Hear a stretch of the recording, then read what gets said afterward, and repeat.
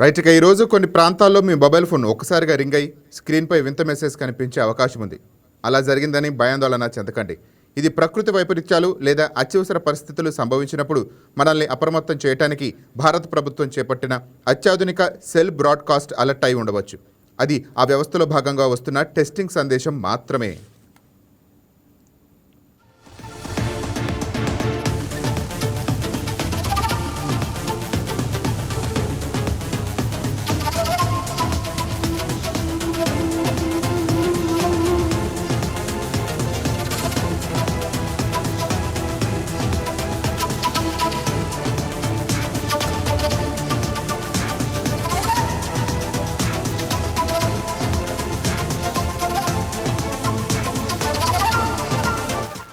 ఇక national disaster management authority, centre for development of telematics సహకారంతో దేశవ్యాప్తంగా విపత్తు హెచ్చరిక వ్యవస్థను అభివృద్ధి చేస్తోంది. దీన్నే సాచెట్ అని పిలుస్తారు. ఈ వ్యవస్థ పనితీరును, మొబైల్ నెట్వర్క్ల సామర్థ్యాన్ని పరిరక్షించడానికి ప్రభుత్వం దేశవ్యాప్తంగా పరీక్షలు నిర్వహిస్తోంది. అందుకే మీరు అందుకున్న ఆ ఫ్లాష్ SMS ఒకటే డ్రిల్ మాత్రమే.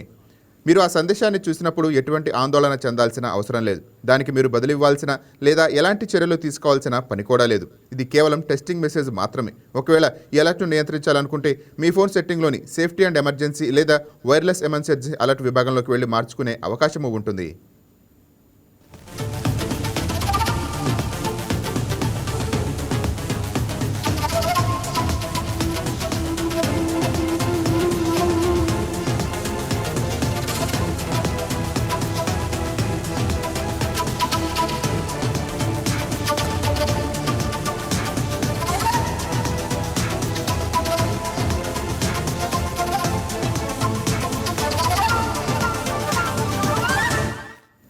సెల్ బ్రాడ్కాస్ట్ అలర్ట్ వ్యవస్థ అనేది సిడాట్ అభివృద్ధి చేసిన స్వదేశీ సాంకేతికత.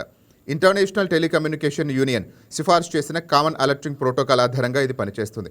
భూకంపాలు, సునామీలు, వరదలు, మెరుపులు వంటి ప్రకృతి వైపరీత్యాలే కాకుండా గ్యాస్ లీకేజీలు లేదా రసాయన ప్రమాదాల వంటి మానవ నిర్మిత అత్యవసర పరిస్థితుల్లోనూ ఇది పనిచేస్తోంది. విపత్తు సంభవించే అవకాశం ఉన్న నిర్దిష్ట ప్రాంతంలోని వినియోగదారులకు మాత్రమే ఈ సందేశాలు పంపిస్తారు. తద్వారా అనవసర గందరగోళం తగ్గుతుంది. ప్రస్తుతం జరుగుతున్నవి ప్రాథమిక పరీక్షలు మాత్రమే.